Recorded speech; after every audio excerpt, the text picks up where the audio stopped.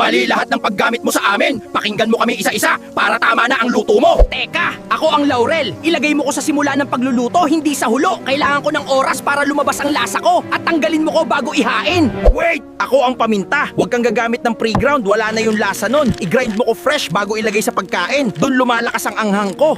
Teke ka, ako ang bawang. Huwag mo akong unang ilagay sa kawali. Sunugin mo lang ako. Iluto mo muna ang sibuyas, tapos ako. Mabilis lang ako maluto, 1 minuto lang.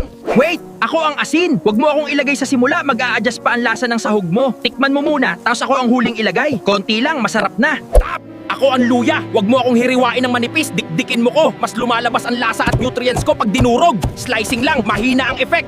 Stop! Ako ang siling labuyo. Kung gusto mong mild lang, ilagay mo ko ng buo sa sabaw. Pero pag dinurog mo ko, maghanda ka sa anghang. Ingat lang sa dami. Don't! Ako ang atswete. Huwag mo akong direktang ilagay sa sabaw, walang mangyayari. I-blow mo muna ako sa mainit na mantika. Doon lumalabas ang kulay at lasa ko. Follow mo ko kung tamad ka, pero smart.